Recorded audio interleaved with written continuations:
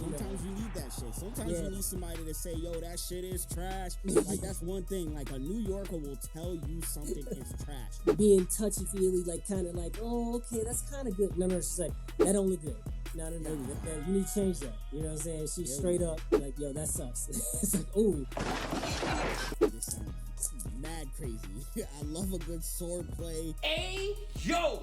Piece of content, whatever you want to call it. Lord of the Rings, Game of Thrones, Kill Bill, Rodney Anderson, like all of that shit. I freaking love it. One of the greatest, like Mario 64, the first 3D Mario is. I still look at the game. It's just like, man, Mario, the mushroom's 3D. It's 3D, yo. Bro, I thought I peaked life when I got a Nintendo 64. What? I was like, there's no way life could get any better than this. Where it's like, you know, are people tired of superhero movies, or is just the quality going down? Is the laziness? Or are people used to it and now we need like a new key bump? It's like, yo, when cocaine was popping, and it's like, oh, we had to remix that shit and then crack, and then it's like, oh shit, now we got something new. It's like, yo, what do we need to do? Man, I don't like the Black Panther flight jacket, by the way. You know, I had to do it. There you go. Cool, man, cool. And you're in Houston, right? Yeah. Awesome. I'm hearing an accent from you, like up north. Are you from like? Take a guess where you think I'm from.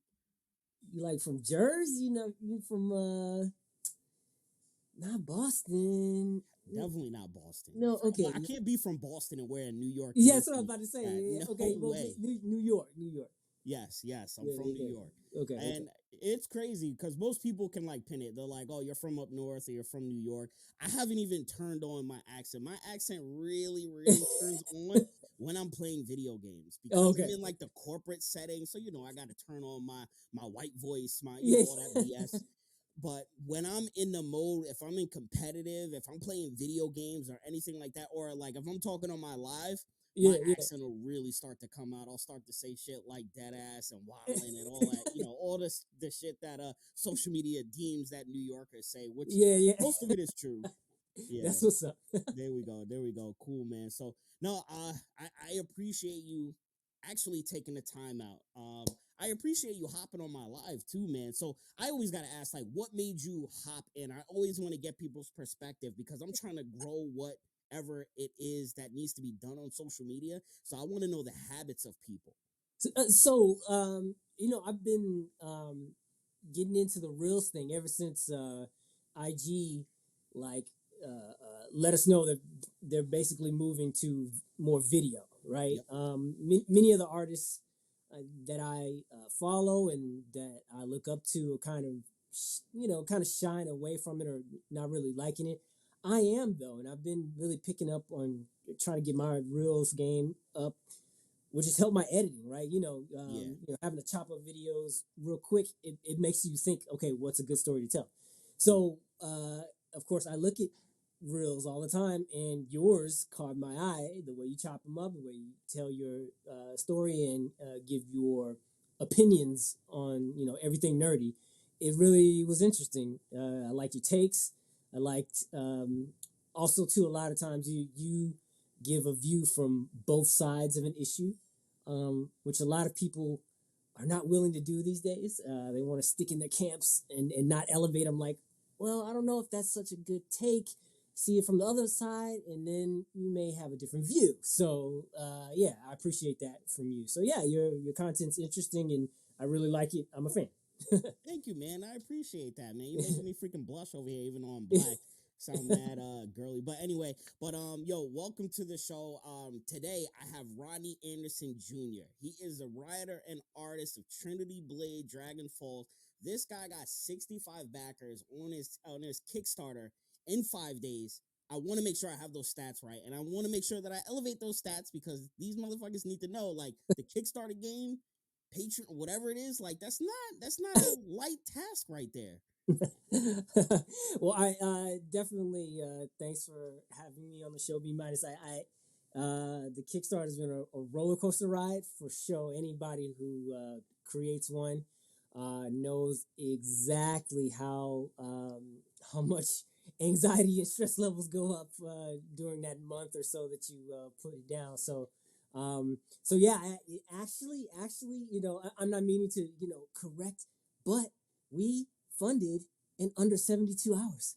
We did. It was wild. Talk your shit. Talk your shit. Uh, you know, I have to give that all to the fans and fans, friends, family, the three S, who definitely held the brother down and made sure that we crossed that initial first goal, because it's definitely something you want to do early, so that you can focus on other things like stretch goals and stuff.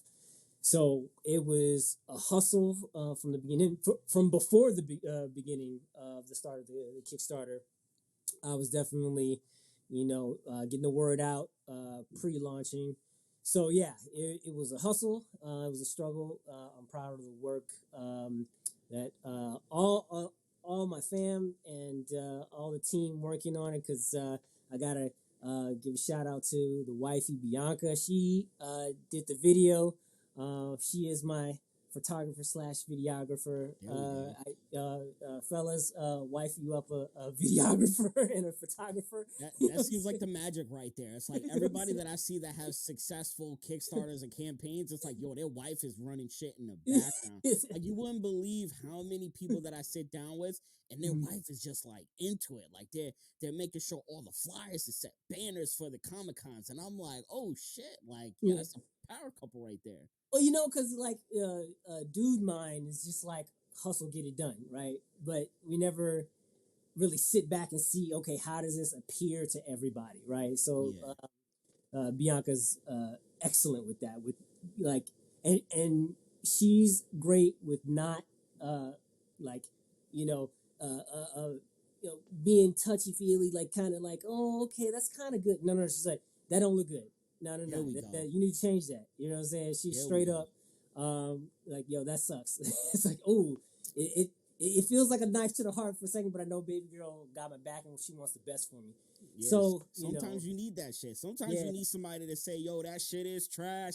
Like, that's one thing. Like, a New Yorker will tell you something is trash, from your outfit to your sneakers to everything. So that's why anytime that I do something, I need to make sure like this shit is like A1 in some sort of aspect. Like, if the video is not high quality, then what I'm talking about needs to be fucking on point. And I'm always open to that criticism, that critique, and I love that you're open to that too. I see a lot of people that are super sensitive about their artwork. They're super sensitive. They don't like take critique and advice well.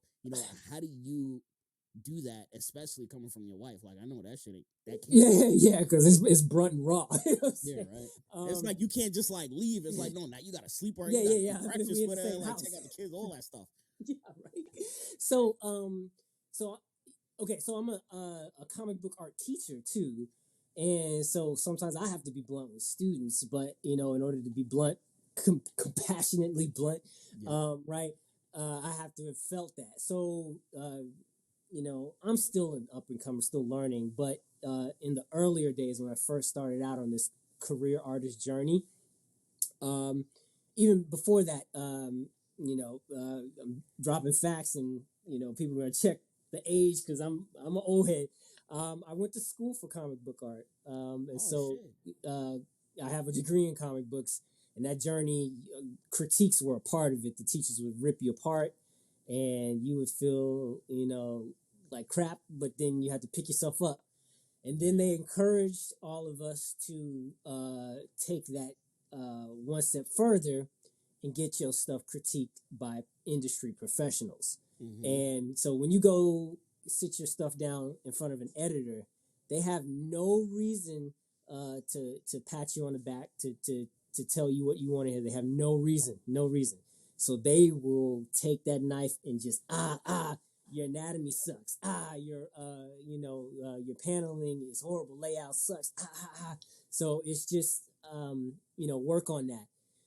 So if it's like a badge of honor, if you can develop a thick skin for critiques like that, and I highly recommend anyone wanting to do any kind of art field, but especially comics, to find professionals, find editors, especially, or working artists. The bigger, the better. sit there your stuff, your best work in front of them and let them rip it apart. It's a cheat code for getting better and actually getting up in the industry. It really is, because it tells you exactly what you need to do to get better. You don't have to fumble around in the dark. You have a direct line from being an amateur, being lame, having horrible line art, to seeing down the line exactly where to go, being top tier professional artist, because someone told you exactly what you're doing wrong. And eventually, and I was doing this for a few years, and eventually, my last big critique was with Will Spartasio. You know Will Spartasio? I have no idea who that is. Oh, okay. You need to go back. This is teacher Rodney coming out. Go back, look at this dude, 90s X-Men. Okay. Do you know anything about Cyberforce? It was one of the original Image comics. It's crazy that you mentioned that. Mm-hmm. I don't remember. I talk about this all the time. Is my mom bought me Image cards. So it was like, me and my brother, it's like, we like Marvel and DC. What the freak is Image? And Yeah. buy these cards, but the cards look super dope because they were all glossed up. Yeah, and they had the Cyberforce. They had they had so many different weird ass characters that were kind of like Marvel and DC like. But yes, I know exactly what you're talking about. Well, Will Spartasio was the creator and artist of Cyberforce. So there we go. Okay.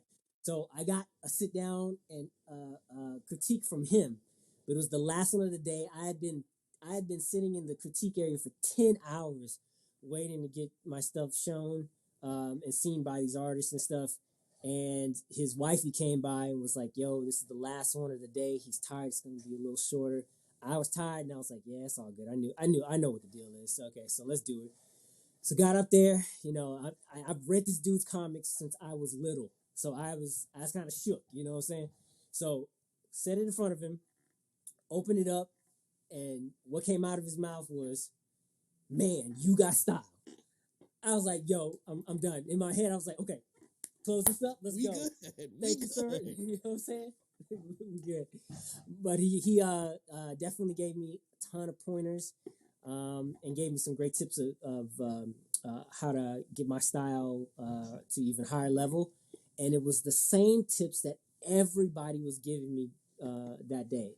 So you'll know that you're ready to get out there, not because you all of a sudden become like god tier penciler or inker or colorist. It's that you start getting the same critiques, the same level critiques. It's not all over the place. It's not anatomy and layout and paneling and line weight. No, it's like a few things that can easily be changed. So to all anybody watching your vid that wants to get into comics but is struggling with like the time frame, how to do it, how to advance, this is the cheat code. Find an editor to rip your stuff apart. Get that thick skin and keep doing it. Keep putting it out there. Rework, put it back out there, and eventually you'll grow. You'll grow faster any other way. It's like trial by fire. That's what it is, straight up. Bro, this is like the easiest interview I've ever done, bro. You are fucking going in, bro. I fucking love it, man. It's super dope, man. So you said a whole bunch of stuff. Let's take it back because you talked about getting an editor. You talked about Kickstarter. You talked about having people you talked about a whole bunch of stuff, right? Let's go back. Let's talk about Rodney real quick. Talk about your childhood, growing up. Like, how did you get into this stuff? What else are you into outside of comics and everything? So I am for real an OG fantasy head. So I'm about to put a timestamp straight up on me. I come from the era of the Thundercats, the He-Mans, the Conan the Barbarian, She-Ra, Beastmaster. Okay. Young Tom Cruise and Legend. How old are you? I'm 45. 45. Well, you don't look 45. I know you got the gray hair. You got the gray hair and all that, but you don't look 45, man. It's very, very rare that I run into somebody who's like older than me. So, like, I've been meeting a lot of people that are around my age. Mostly everybody's younger. But once you started saying He-Man, Thundercats, I'm on record saying Thundercats got the best intro out of all cartoons that the intro of mankind. Fire. It gets you so hyped. honestly, people just watch the intro and then just waited for the outro. A lot of episodes, like the filler episodes, because if the best episodes were always the week long like trials or something of Lionel type stuff. But yeah, that intro, fire, man. Oh my gosh. So that's what influenced me is that kind of swashbuckling,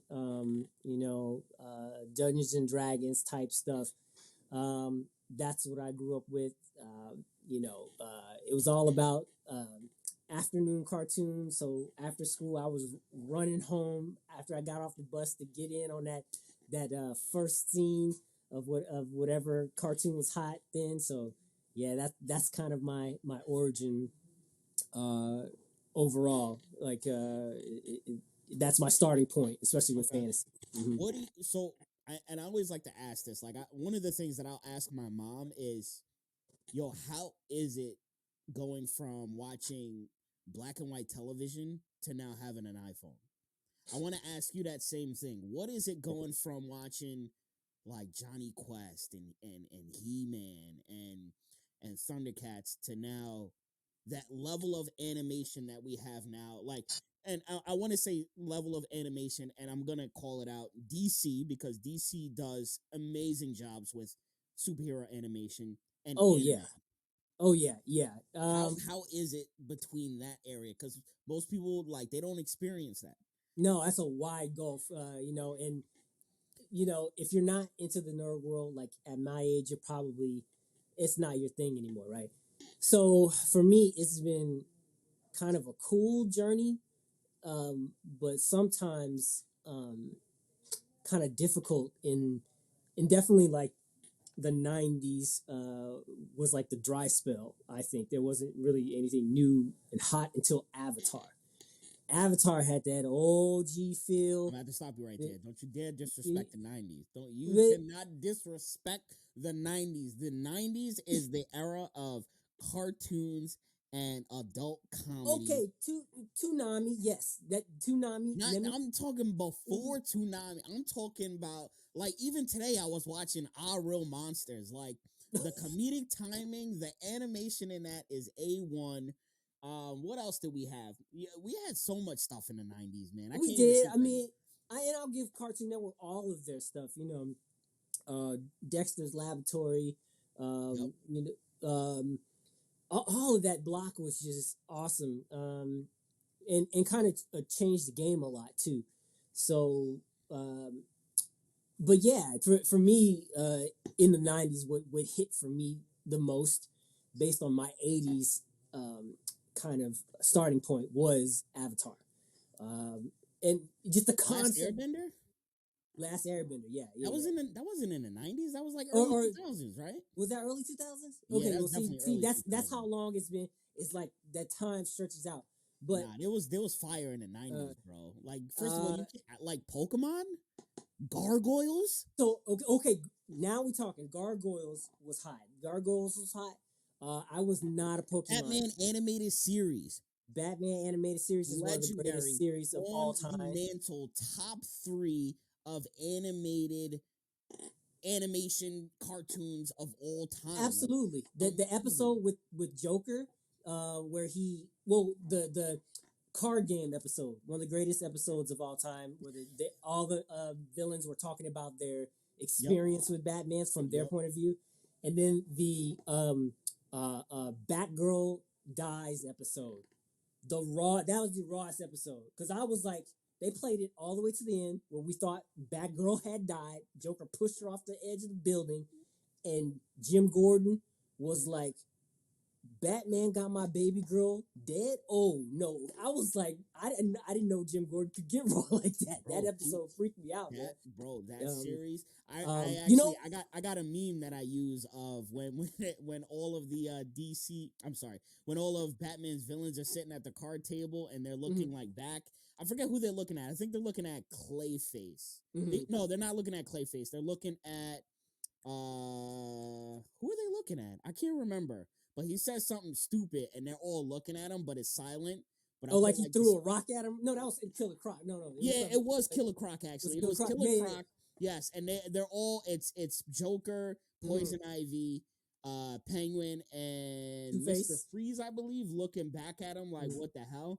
But I Mm-hmm. put the SpongeBob music over it, and I repeatedly use that for DC fans, which is hilarious. So anytime something crazy happens, and now people are in love with DC or like Yeah, back yeah, on yeah. the DC bandwagon, I put that video, and it's just a hilarious clip, man. Oh no, yeah, no. So yeah. So I'll definitely take the L. See, I'm always willing to take the L when my Yeah, time bro. frames. Like, yo, Yeah. I'm an '80s baby. Mm-hmm. '90s raised me. Mm-hmm. I can. Mm-hmm. I'm never gonna let anybody disrespect the 90s. Don't get me wrong, the 80s is legendary. I would Yeah. say between the best eras of human mankind, fuck Cleopatra, forget Jesus. I mean, that was cool, I guess, but when it comes to the eras of human beings, the 80s and the 90s are the Yeah. greatest eras of all mankind. Well, obviously, like if I'm just going a little tangent with hip hop. Most people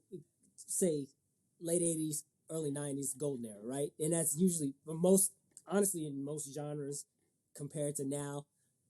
You're right, absolutely right. It's like they that '80s, '90s golden era as a sliding bar is kind of where most people land. So, It was the boom of everything. Like, think about it. mm-hmm. In the 80s, you went from like not early 80s, like late 70s, early 80s, you went from like having video games that you could bring home, Mm-hmm. arcades, cartoon, like literally all this stuff. And then the 90s just refined all of that stuff. So whereas Yeah. you had He-Man, like I'm sorry, He-Man, Johnny Quest, Mm-hmm. Mm-hmm. all of those. What's that other one with the I can't think of the name. I always Oh, forget the name. describe it. Describe it.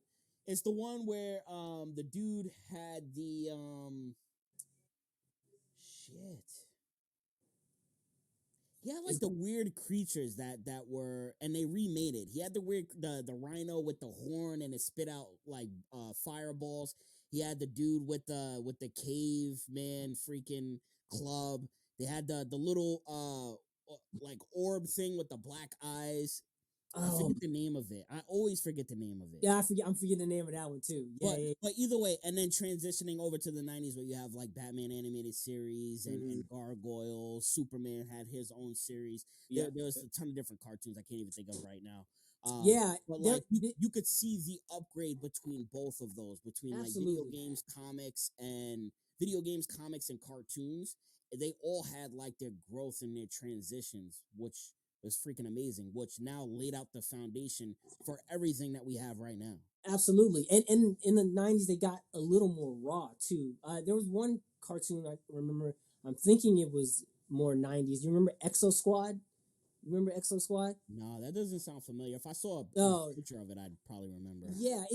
That one was super raw because it dealt with some heavy stuff. Like, and I remember watching it. It was about humanity in the future, um, and they had, in order to conquer space and planets, they created a genetically formed like slave race, and they revolted, and it was like they were always pitted as the bad guy to humanity, but then you could understand like, nah, man, we ain't doing what y'all say, and it was like, and characters died and they didn't come back, and I was always shook like, oh, that killed him, he was dead. He was like, Yeah, that's fire. That's fire. yeah, I was like, I gotta touch so, on anime too, like Fist of the North Star. I know that was oh, '80s. Fist.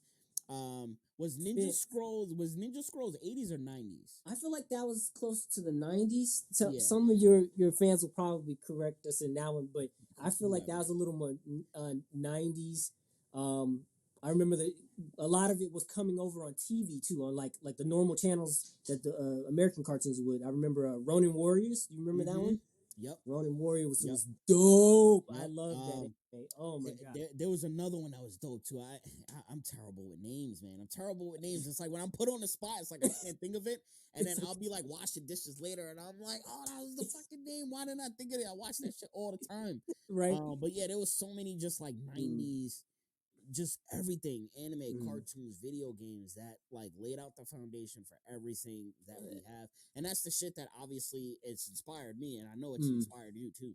Yeah, absolutely. I feel like now, like with to bring back to the original question, like now seeing this crazy evolution over this long time span of animation, and seeing the craziness that uh, can happen with like technology now.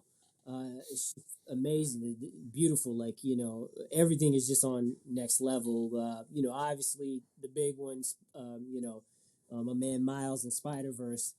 It just mind blowing. It's like a moving comic. I mean, you say it a lot. I've said it a lot in a lot of different animated cartoons, but no. And now it is. They literally created a whole new style for this awesome piece of animation. And that year they rightfully won animated feature. That year that first one dropped, there was nothing even close.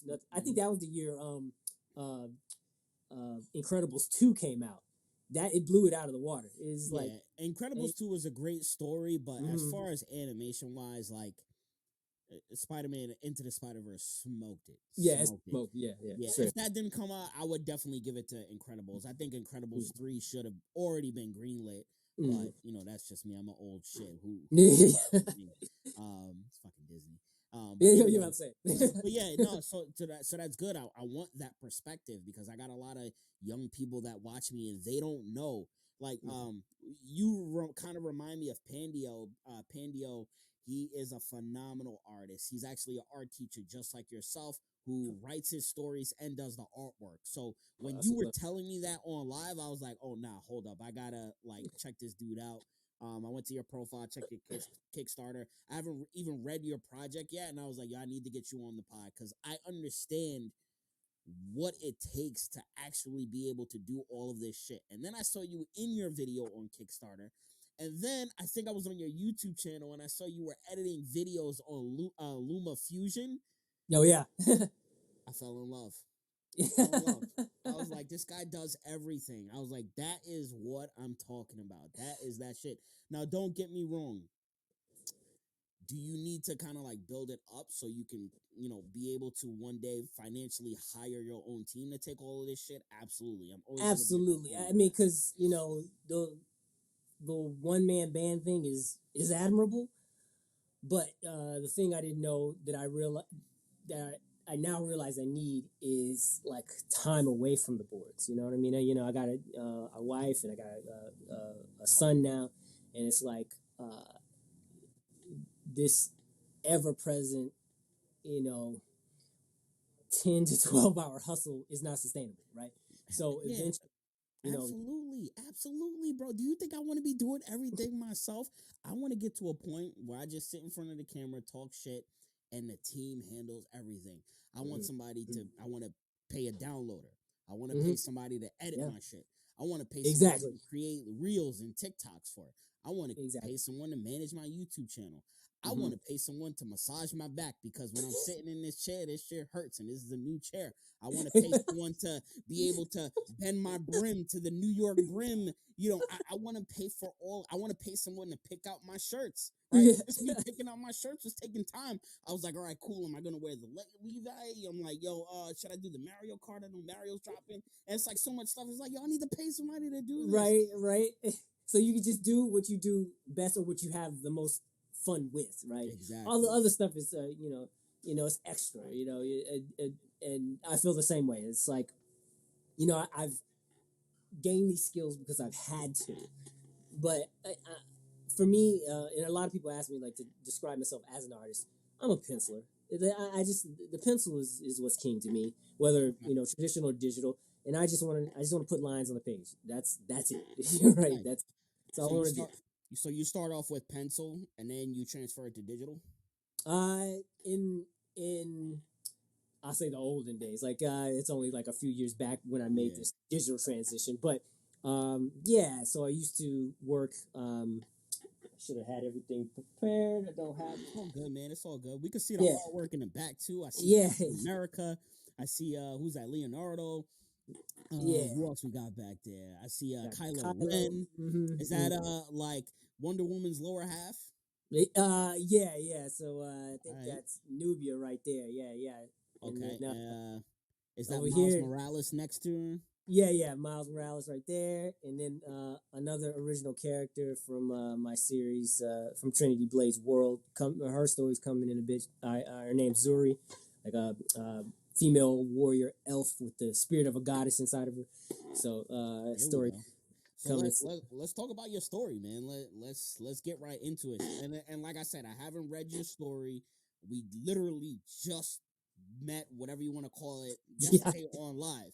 yeah, So that tells you how quick everything was. And then I hit you up today. I was like, yo, can you do this weekend? I mean, I got time today, and you yeah. were like, yeah, yo, let's do today. And I was like, that's what I'm talking about. That's how I know you're fucking hungry. Yeah, man. You know, because I know how it is. Like it's like when you get that spark of inspiration, or you get that little sliver of time to drop some content. It's like, yo, you got to do it. You got to hit it. It's like lightning. It never strikes twice in the same place. So, Yep. yeah, man. Yeah, this is it. This is it, y'all. Trinity Blade. It's my original Black fantasy. Um, Definitely a passion project I've been working on for years. And yeah, this is issue 1, Okay. and the Kickstarter for issue 2 is popping right now. Okay. And Logo's fire, by the way. I like it. thanks, man. And just to let the heads know, it is funded. So at this point, your pledge is a pre-order. It's guaranteed. We're going to print, so you ain't got to worry about that. But what you saw on the boards, we have now 5 days left in the campaign. So it's 5 days left. So definitely want everybody to jump on if they can. And, it only costs $1 to support. For the campaign to get a reward. The first one digitally is 15. But the story is about a young warrior named Tal Granji. He's a gifted swordsman, and he comes from a family of great warriors. His parents died right after his birth, however, and so his grandfather, a great village elder, is who raises him and who trains him. He is his sword master as well as his sword maker. So he's gifted him this super cool training sword to prepare him for the ultimate weapon, the Trinity Blade. So yeah, it's a action adventure.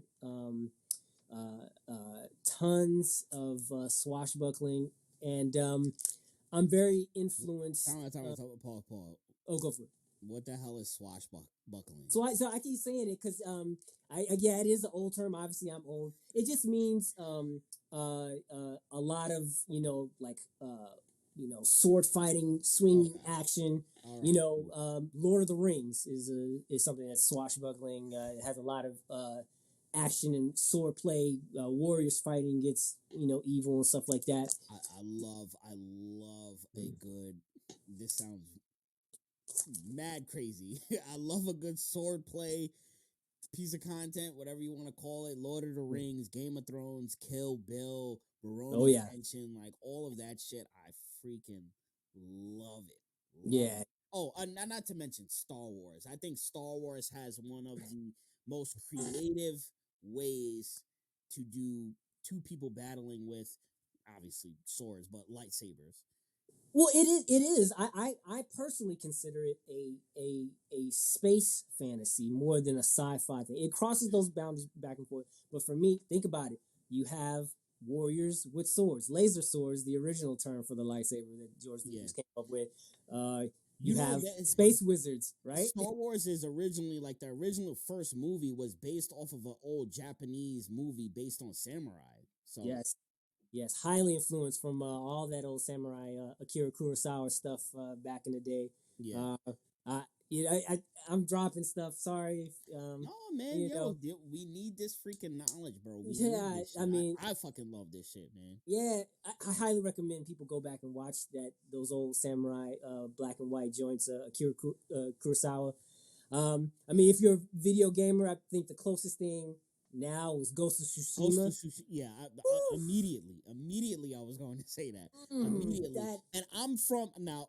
I'm from the era of Tenchu, of oh Shinobi, Tenchu, of yeah, Ninja Tenchu. Gaiden. Like Ooh, those are my shits, right? And I'm not talking about Shinobi like the one for PlayStation. I'm talking about Shinobi for Super Nintendo yo, with the yeah, little that's way back. side Yeah. scroller when you were in that white and pink suit, and it was impossible to beat the little freaking Oh, that dirigible was balloon level. That nah. It was level meant to was be. impossible. Yeah, it was meant Anytime to I be. see somebody beat that, I'm like, it's fake. You put in cheat codes. There's no way you Yeah, beat that, bro. it's all cheat codes. Nah. That's all with like what was that? The Game Gear that gave you the cheat. Oh yeah, none of that. They were I meant used to use the Game Genie, man. the Game Game Genie. Genie. The Game I Genie. had Game Genie for Super Nintendo. What did I Mm-hmm. use for Sega? I can't remember what I used for Sega. I Oh, can't remember. them's was the days, man. Ooh, Yeah, I yeah. can't remember what I used for Sega, but when I got like when obviously technology moved on, I Mm-hmm. used to download emulators on the school computers and also my Mm-hmm. computer like back at home when I had it. And Mm-hmm. then they allow like the emulators allowed you to put in like cheat codes and shit like that Yes, or like do so I was like, yo, give me infinite lives, give me so I can't just so I could like see the end of the game because those games back exactly, then bud. were Oh impossible to my beat. god. If one of your friends told you they beat Sonic, Acro to Acrobat, Nah. like like any of those games, you knew they were capping. You knew Yeah, they were it's fucking total lying. cap. It was No. impossible. Because they were meant to be like near impossible. Even the fighting games, like the bosses went like god tier, and I think somebody from Capcom said yeah that we did that on purpose. So yeah, not all those in tier bosses were always meant to be that way. Yeah. I don't even think I ever played Street Fighter to play with a computer. I was always playing with a friend. Maybe Yeah. I played with like a computer to practice and shit like that. But like Mm-hmm. I never played it to actual beat it. Mortal Kombat was stupid hard once you started to like Oh yeah. move up in the tournament. Yeah. Yeah, those games are freaking impossible. Now games, I feel like games are starting to get back to that difficult level. For a minute, it was like video games were just like super easy. It was like you pay Yes. for it, Yeah. beat that shit dumb quick. Like I remember beating Mario Galaxy the same night I bought it. I was like, yo, I need to Oh yeah. return this That's shit. too Like, easy. yo, this is That's too too easy. quick. Nah, I remember. I mean, obviously the one of the greatest, like Mario 64, first 3D Mario is. I still look at that game. It's just like, man, Mario, the Mushroom 3D.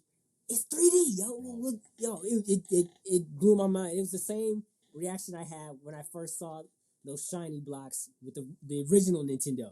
I was like, yo, that little dude is running up on the blocks and it's shiny. Yo.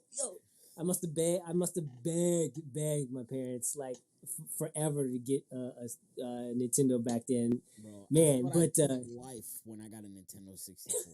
I was like, there's no way life could get any better than this. I got the 64, Mario 64. What else? I had like a bunch of like miscellaneous games, and then when Donkey Kong Country, like I felt like oh, Donkey Kong. life peaked for me. I felt like it Oh could yeah. not get any better after getting a Nintendo 64 and Super Mario 64. Like I thought it was done after that. I thought it was all Until downhill for the rest of the life. until GoldenEye. Oh yeah. Until GoldenEye, bruh. So GoldenEye hit for me in college, and that was the dorm game. That was the game that all dudes would go over to whoever had the 64, and yo, we would just Bro, talk smack, there's no way GoldenEye came out when you were in college. Because I was bruh. playing GoldenEye in elementary school, and I'm like 9 years younger than you. There's Yeah, no way. I mean, are you Maybe sure? you were playing it in college, but there's Maybe no we way, playing it. bro. It felt like it GoldenEye came came out. out like 90, what, 98, 99? That's when I went to college. And I went college in '98. So What? it Yo, that's yeah crazy. yeah. I gotta look up the exact day. Oh, time out. Mm. No, we gotta pause this. We gotta pause this. Yeah. No, see, this is good because it's 0079. making us reminisce to bring that forward and compare it to now. So it's good to know the date. 97. Oh shit, yo, that's It's crazy. '97. Okay, so it was 1 year before I went to college. So Yeah, that's yeah. not. It could have came out. It could have came out. Fall of '97, and then you were playing it in college. I don't know, but either No, way, I yeah. went to college '96. '96. See, that's how long back. Shit.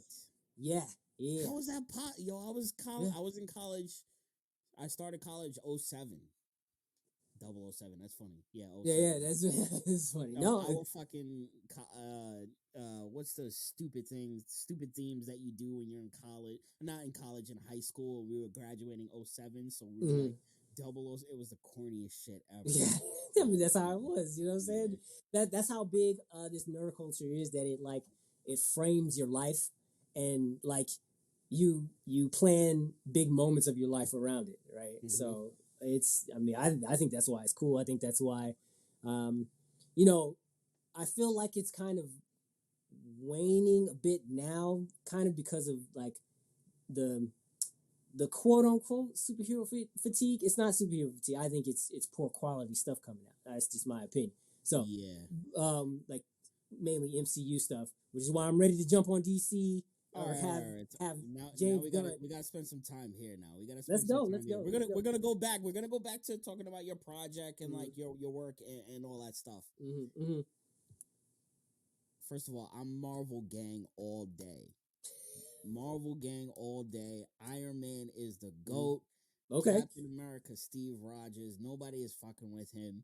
Winter Soldier has to be one of the best superhero movies of all time. It is. It is. It's on my top 3. Absolutely. I understand what you're saying about superhero. Mm. I'm sorry. I understand what they are saying about superhero fatigue, Mm. where it's like, are people tired of superhero movies, or is just the quality going down? Is the laziness, or are people used to it and now we need like a new key bump? It's like, yo, when cocaine was popping, and it's like, oh, we had to remix that shit, and then crack, and then it's like, oh shit, now we got something new. It's like, yo, Right. what do we need to do? So So for me, it's yeah. I relate it to movies, and so I'm talking about stuff before my time because I look obviously I go back and come forward to help inspire my work. So Okay. the last big genre that hit like superhero movies was the Western. The Western was ubiquitous. The Western was just ever present in that time frame, and like kind of all the way through the 70s to the early Western 80s, right? movies. So like the Clint Eastwood, like Yes, all of that shit. it was Yeah, all it that was was nothing before me. but westerns, That and was then before me. the quality just kind of dipped off. It was just a dude with a gun, and you had some lame bad guys that he would shoot, and it just got bad, right? And then we saw a resurgence, late 90s, early 2000s with deconstructions of the Western, right? It would either be, or like, oh my gosh, what is a Rockstar's Western? Red Dead. Red Dead, yeah, Red Dead. So they deconstructing basically either a man out of time where the Western life is out of vogue, and so this person is like a dinosaur, Okay. or just something super hardcore where it's like super hardcore revengey, like pushing the good guy narrative that persisted through most westerns to the edge. Like, is this person really a good guy now? They've been so bent, so it's a deconstruction, and I felt like that's what Winter Soldier was, or we saw the beginnings of a type of deconstruction, and then Logan for me was a deconstruction of the superhero. So Okay. his time as superhero, like Wolverine, he's seen all his peeps die. He's old now, so his healing factor ain't working right. He really doesn't want to be a hero, but there's this one last mission. This one last mission that he gots to do. He can't avoid it. It's a mission that is him. It's literally he has to, and so he goes I out. love that movie. That was one of the best. Got to be one of the best X-Men movies. Absolutely, it was a deconstruction of the superhero mythos or genre. So it's these things come in waves. So I just see what's going on now as a dip in quality, like it was with the great westerns. So it'll always be here, like the western will always be here. Every now and then we get westerns right. They're not People aren't into them as much anymore. Maybe they'll come back, but the I can't. superhero will be the same thing. I mean, obviously, I know you're using westerns as an analogy. Mm-hmm. I'm gonna take it like realistic now. It's like I can't get into westerns for some reason. The only western that I was able to get into was The Harder They Fall with Jonathan Majors, Lakeith, whatever, and Regina King. Oh yeah, how was it? I didn't get a chance to see That was that. actually very good. That Was was it actually okay? very good. Idris Elba was in it. That was very good. Yeah, that Other was than that, a cast. It like, was I killing. know Westworld is like huge. Mm-hmm. I can't get into it. I always try to watch episode like the first season, episode 1, 2, and 3, and like Mm-hmm. when I get to episode 2, I'm like, all right, get this shit out of here. Like for Mm-hmm. some reason, I can't get into westerns, but I Yeah. know that's beside the point. I know you were using it as an analogy. No, because it's a niche genre. Yeah, It's a niche genre that had its extreme high way back in the day, and now it's back to niche status. So yeah. superhero movies, we've had them since that original Superman, right? Way back in the day, it got big because of the character, but after that, you know, there were some, There was even a in the lot of same flops. series, there was Let's a lot admit of it. There was a flops. lot of flops. There was a Superman lot of 4 was flops horrible until Batman came into the picture. until Batman. Batman had an amazing run, even with their TV shows. Like I remember watching the Adam West series when I was younger on like Mhm. TV Land. I don't think they called it TV Land, but like I remember watching that shit. I Yeah, remember yeah. watching all that shit with Brady Bunch, Hmm. Flipper, all that shit. I Dream of Genie, like all of that. Yeah, yeah. You know your um, stuff. Yeah, yeah. That's what's up. Yeah. So yep. it was. We had superhero content we've had it for a long time. So Yeah. the genre's old, I think, at this point. It's just now okay with the rise of these sprawling universes, obviously, especially the MCU. I get it. I could see the quality is dipping. I could see the effort on the production team dipping a little bit with Yeah. the Doctor Strange third eye and the CG effects on Modoc, whatever you want to fucking call it. Yeah. Like I could see it. Yeah. Are the movies still good? Yeah, they're good, but I feel like because we have all of the other movies that were legendary to go back on that is now our gauge. These same movies that if these were the first wave to come out, our minds would be blown. Right. But now it's like, Yeah, the bar is set very high. It's set very high. And so it's hard for the creators working on these movies.